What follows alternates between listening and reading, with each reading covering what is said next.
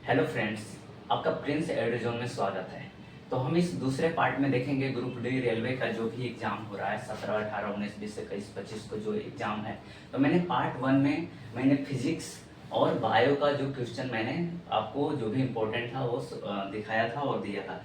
इस पार्ट में हम पार्ट 2 है, इसमें हम बायो का जो बचा हुआ था और केमिस्ट्री का जो भी इम्पोर्टेंट क्वेश्चन है उसको हम आपके पास इस पर दिखाएंगे आप। और जो एक क्वेश्चन है बहुत इम्पोर्टेंट क्वेश्चन है, क्या है बहुत इम्पोर्टेंट क्वेश्चन। तो हम इसमें देखते हैं, पहला है इसमें जो सबसे इम्पोर्टेंट क्वेश्चन में कि आनुवंशिकता की सबसे छोटी क्रियात्मक इकाई क्या है, यानी सबसे छोटी क्रियात्मक इकाई किसे बोलते हैं, तो हम बोलते हैं जीन को। जीन को आनुवंशिकता की सबसे छोटी क्रियात्मक इकाई बोला जाता है। अगला क्वेश्चन है, अग्नाशय को मिश्रित ग्रंथि क्यों कहा जाता है। हमने देखा था कि अग्नाशय से इंसुलिन का स्राव होता है, लेकिन अग्नाशय को मिश्रित ग्रंथि क्यों कहा जाता है, क्योंकि यह अंतःस्रावी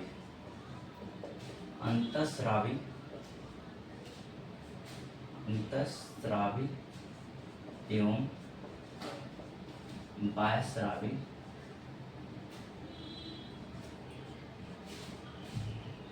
अंतःस्रावी एवं बाह्यस्रावी ग्रंथि है, दोनों का काम करता है, इसलिए इसे मिश्रित ग्रंथि कहा जाता है। अगला है कि मानव शरीर में ऑक्सीजन युक्त रक्त को हृदय से शरीर के विभिन्न भागों तक कौन ले जाता है। तो जो भी मानव शरीर में ऑक्सीजन युक्त रक्त होता है हृदय से शरीर के विभिन्न भागों में, तो उसे हम महाधमनी बोलते हैं। महाधमनी होता है, सीरा ये सब भी होता है, लेकिन महाधमनी ऑक्सीजन युक्त रक्त को हृदय से शरीर के विभिन्न भागों तक ले जाता है। अगला है कि आरबीसी, डब्ल्यूबीसी एवं प्लेटलेट्स में से कौन रोगाणुओं से लड़ने में प्रमुख भूमिका निभाता है। तो इसका आंसर होगा डब्ल्यूबीसी, व्हाइट ब्लड सेल, श्वेत रक्त कोशिकाएं। अगला है, रक्त का थक्का बनने में मुख्य भूमिका किसकी होती है। तो रक्त का थक्का बनने में जो मुख्य भूमिका होती है तो प्लेटलेट्स का होता है, प्लेटलेट्स। अगला क्वेश्चन है, मांसपेशियों में ऑक्सीजन की कमी के दौरान ग्लूकोज के अपूर्ण अपघटन से क्या बनता है। तो जब हमारे मांसपेशियों में ऑक्सीजन की कमी होता है, हम ज्यादा एक्सरसाइज करते हैं, तो ग्लूकोज के अपूर्ण अपघटन से क्या बनता है, तो लैक्टिक एसिड लैक्टिक एसिड। इसी के कारण हमारे जब ज्यादा जम जाता है तो जोड़ और उठने बैठने में दिक्कत आता है। अगला है, टाइफाइड, मलेरिया, क्षय एवं हैजा में से कौन सा प्रोटोजोआ के कारण होता है। तो मलेरिया होता है प्रोटोजोआ के कारण, कौन सा, मलेरिया। अगला है, एड्स में मुख्य रूप से प्रतिरक्षा तंत्र की कौन सी कोशिकाएं प्रभावित होता है। तो एड्स में जो कोशिकाएं प्रभावित होता है उसे बोला जाता है, क्या बोला जाता है, CD4 T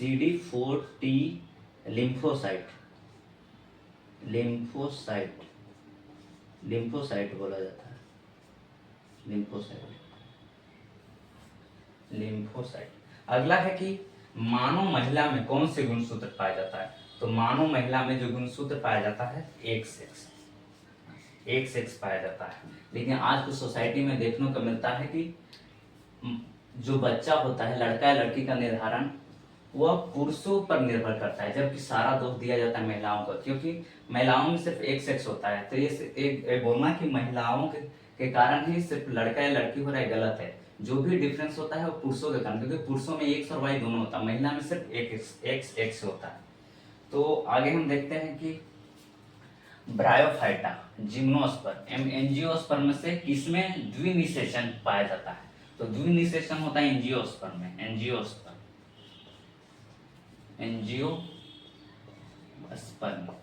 एंजियोस्पर्म में द्विनिषेचन होता है। अगला है कि कौन सा पौधा नाइट्रोजन स्थिरीकरण में सहायक जीवाणु के साथ सहजीवी संबंध बनाता है। तो नाइट्रोजन स्थिरीकरण में सहायक जीवाणु के साथ संबंध, जो सहजीवी संबंध बनाता है उसको हम मटर बोलते हैं, मटर का पौधा होता है। इसी पर सर्वप्रथम चार्ल्स डार्विन ने प्रयोग किया था। अगला है कि मानव शरीर में रक्त की छानने की मूल क्रियात्मक इकाई क्या है।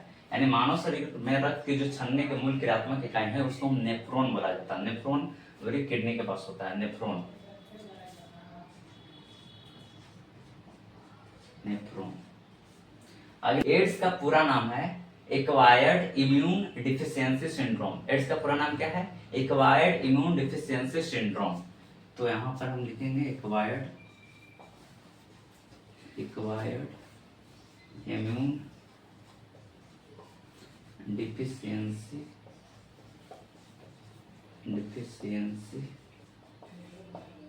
सिंड्रोम। ये हो एड्स का। अगला है बीसीजी टीके का पूरा नाम क्या है? तो बीसीजी टीके का जो पूरा नाम है उसे बैसिलस कैलमेट ब्यूरिन। बीसीजी टीके का पूरा नाम क्या है? तो बैसिलस कैलमेट ब्यूरिन। अगला है मलेरिया का कारक जीव कौन सा है? यानी मलेरिया किसके कारण? तो वो जो है प्लेज्मोडियम के कारण होता है। प्लेज्मोडियम। अगला है कि डार्विन का विकासवाद मुख्यतः किस अवधारणा पर आधारित है? डार्विन का जो विकासवाद का मुख्यतः किस पर आधारित है? तो वह है प्राकृतिक चयन पर। प्रकृति की चयन है, प्राकृतिक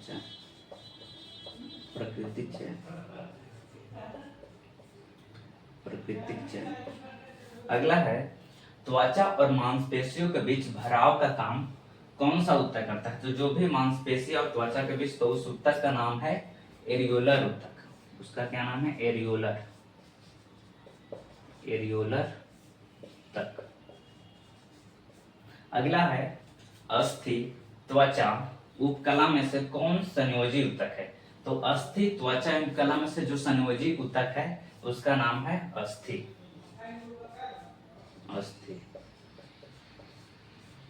यानी हड्डी। अगला है अनुवांशिकी का जनक किसे कहते हैं?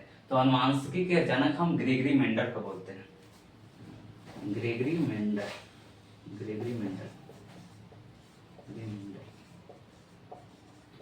अनुवांशिकी के जनक किसे बोला जाता है? ग्रेगरी मेंडल को। 32वां क्वेश्चन था, इस प्रकार है। 32वां क्वेश्चन है कि गोल्जी काय, राइबोसोम, सेंट्रोसोम एवं हरित लवक में से कौन जंतु कोशिका में पाया जाता है? तो जंतु कोशिका में जो पाया जाता है वह सेंट्रोसोम है। सिर्फ सेंट्रोसोम पाया जाता है, बाकी गोल्जी काय, राइबोसोम, हरित लवक एक पौधों में पाया जाता है। यहाँ होगा सेंट्रोसोम।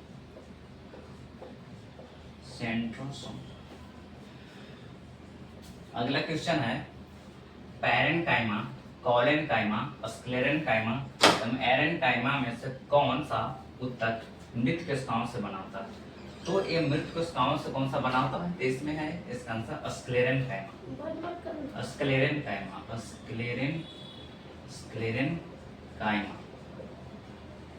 मृत कोशिकाओं से बनाता है। अगला क्वेश्चन है रक्ताल्पता, थैलेसीमिया, कैंसर एवं मलेरिया में से कौन अनुवांशिक रोग है? तो अनुवांशिक रोग है थैलेसीमिया। थैलेसीमिया है, बाकी सब जन्मजात नहीं है। थैलेसीमिया ये है जन्मजात, थैलेसीमिया। अगला है मरुस्थलीय पौधों की एपिडर्मिस पर मोटी वैक्सी कोटिंग परत किसकी होती है? तो जो भी मरुस्थलीय जो भी पौधे होते हैं उसके जो पत्ती के ऊपर या उसके बाहर जो भी एपिडर्मिस की मोटी वैक्सी कोटिंग परत होता है उसका नाम होता है क्या? क्यूटिन। क्यूटिन की वो परत होती है। ये हो गया बायो का, बायोलॉजी का ये हो गया 35 क्वेश्चन। इससे पहले मैंने 27 देखा था, 27-28 फिजिक्स का, और उसके बाद हम केमिस्ट्री का देखते हैं। तो केमिस्ट्री में हम देखते हैं पहला इंपॉर्टेंट क्वेश्चन में कि पदार्थ के किस अवस्था में कणों के बीच आकर्षण बल अधिक होता है? तो सबसे ज्यादा अगर आकर्षण बल अगर पदार्थ में होता है तो ठोस में, उसके बाद सब कम होता है द्रव में, और गैस में बहुत ही कम होता है, सबसे कम गैस में होता है। तो पदार्थ के किस अवस्था में कणों के बीच आकर्षण बल अधिक होता है? तो ठोस में सबसे अधिक। अगला है कि साबुन का घोल, चूने का पानी, नींबू का रस, बेकिंग सोडा के घोल में से किसका पीएच मान 7 से कम होगा? तो यहाँ पर साबुन का घोल, चूने के पानी और बेकिंग सोडा ये सब क्षारीय है, जबकि नींबू का रस क्या है? अम्लीय। तो नींबू का रस अम्लीय होने के कारण ये इसका पीएच मान 7 से, पीएच अम्लीय होता है 7 से नीचे, क्षारीय होता है 7 से ऊपर और 7 को उदासीन। तो नींबू का रस अम्लीय होने के कारण इसका पीएच मान 7 से कम होगा। इसका आंसर होगा नींबू का रस, नींबू का रस। अगला है, यदि किसी विलयन का पीएच 2 है तो वह प्रबल क्षारीय, प्रबल अम्लीय, दुर्बल क्षारीय या उदासीन में से क्या होगा? तो पीएच 2 है तो यानी 7 से नीचे है तो अम्ल है, और उससे भी सबसे नीचे 2 के पास है तो प्रबल अम्लीय होगा, यानी मजबूत अम्लीय होगा, प्रबल अम्लीय, ना कि क्षारीय होगा, प्रबल अम्लीय, प्रबल अम्लीय। अगला है Na2O Al2O3 कार्बन डाइऑक्साइड एवं सल्फर डाइऑक्साइड में से कौन उभयधर्मी ऑक्साइड है? तो उभयधर्मी ऑक्साइड हम बोलते हैं Al2O3 को, Al2O3 को हम उभयधर्मी ऑक्साइड बोलते हैं।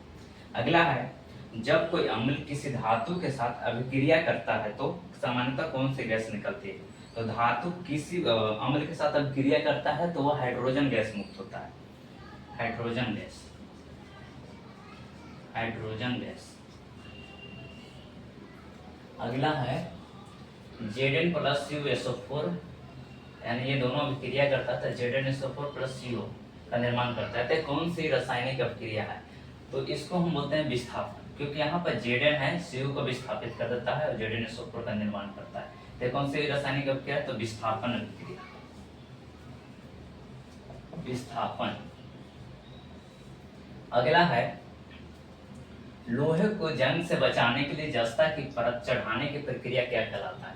तो लोहे को जंग से बचाने के लिए जस्ता की परत चढ़ाया जाता है, और इस प्रक्रिया को हम गैल्वेनीकरण, गैल्वेनीकरण या जस्तीकरण बोलते हैं। यहाँ हम लिखेंगे गैल्वेनीकरण, गैल्वेनीकरण। अगला है, तांबा, सोना, पोटेशियम, चांदी में से कौन सा जल के साथ अत्यधिक तेजी से क्रिया करता है? तो तांबा, सोना, चांदी से सबसे ज्यादा तेजी से जो क्रिया करता है पोटेशियम, जलने लगता है, पोटेशियम, पोटेशियम, पोटेशियम जब जल के संपर्क में होता है तो जलने लगता है, यानी सबसे अधिक तेज से क्रिया करता है।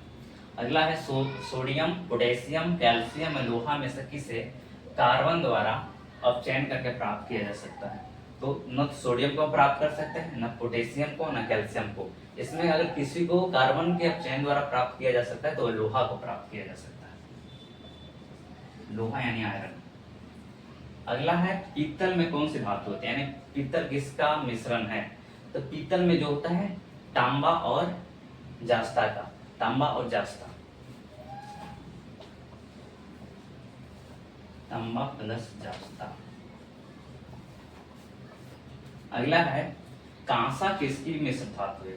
तो कांसा है मिश्र धातु तांबा और टीन का, तांबा और टीन, तांबा प्लस टीन। अगला है, हम देखते हैं कि कौन सा अधातु कमरे के तापमान पर द्रव होता है? अगर अधातु की बात किया जाए तो जो कमरे के तापमान पर द्रव होता है तो है ब्रोमीन। अगर धातु में पूछा जाए तो वह पारा है, अधातु में कौन सा होगा? तो ब्रोमीन, ब्रोमीन होता है, और धातु में कौन होता है? पारा। अगला क्वेश्चन है, ग्रेफाइट विद्युत का सुचालक क्यों है? ग्रेफाइट कहाँ पाया जाता है? तो आप पेंसिल के अंदर जो भी वो रहता है, अंदर जो हम लिखते हैं वो ग्रेफाइट का होता है। तो वो क्यों विद्युत का सुचालक क्यों हो? क्योंकि उसमें मुक्त इलेक्ट्रॉन होते हैं, मुक्त इलेक्ट्रॉन होने के कारण विद्युत का सुचालक, मुक्त इलेक्ट्रॉन। अगला है, हीरा और ग्रेफाइट किसके अप्रूप है? तो हीरा और ग्रेफाइट जो अप्रूप है वो कार्बन का अप्रूप है, कार्बन का। अगला है, मीथेन का रासायनिक सूत्र क्या होता है? तो मीथेन का रासायनिक सूत्र होता है CH4, गोबर गैस में मीथेन ही होता है, CH4, मीथेन का रासायनिक CH4। अगला है, CNG का मुख्य घटक कौन सा है? CNG, दिल्ली में ज्यादा जो बस चलता है CNG से, तो उसका जो मुख्य घटक होता है मीथेन होता है, मीथेन। और अगला है, LPG में मुख्यतः कौन से गैस होते हैं? हमारे घरों में जो सिलेंडर आता है उसमें LPG गैस होता है। तो LPG सबसे जो मुख्य घटक होता है, मुख्य जो गैस होता है, ब्यूटेन एवं प्रोपेन होता है। कौन सा? ब्यूटेन एवं प्रोपेन, ब्यूटेन और प्रोपेन, प्रोपेन होता है, ब्यूटेन और प्रोपेन होता है। तरह के बाद जो 18वां क्वेश्चन आएगा इसमें हम देखते हैं कि अल्काइन का समान सूत्र पूछा। तो अल्काइन का अल्केन मतलब इसका 3 ग्रुप है। एक को बोलते हैं अल्केन, एक को बोलते हैं एल्केन और एक एल्काइन।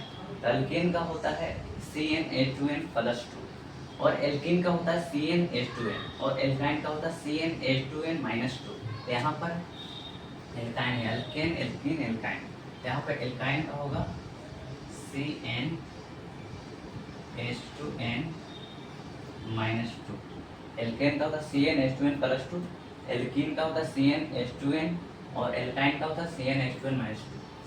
अगला क्वेश्चन है समान परमाणु क्रमांक लेकिन अलग द्रव्यमान संख्या वाले परमाणु क्या करते हैं। वैसा कोई एलिमेंट है तब जिसका परमाणु क्रमांक सेम हो लेकिन उनका द्रव्यमान अलग अलग हो, तो वैसे परमाणु वाले को हम समस्थानिक, हिंदी में समस्थानिक और इंग्लिश में आइसोटोप बोलते हैं। तो समस्थानिक, हिंदी में समस्थानिक, समस्थानिक या आइसोटोप, आइसोटोप एक आइसोबार होता है, इसका समभारिक होता है, जिसका परमाणु द्रव्यमान अलग होता है, परमाणु द्रव्यमान सेम होता है लेकिन परमाणु क्रमांक अलग है, उसका समभारिक या आइसोबार होता है। अगला है hydrochloric HCl, H2SO4, sulphuric acid, HNO3, nitric अम्ल और CH3COOH, एसिटिक अम्ल।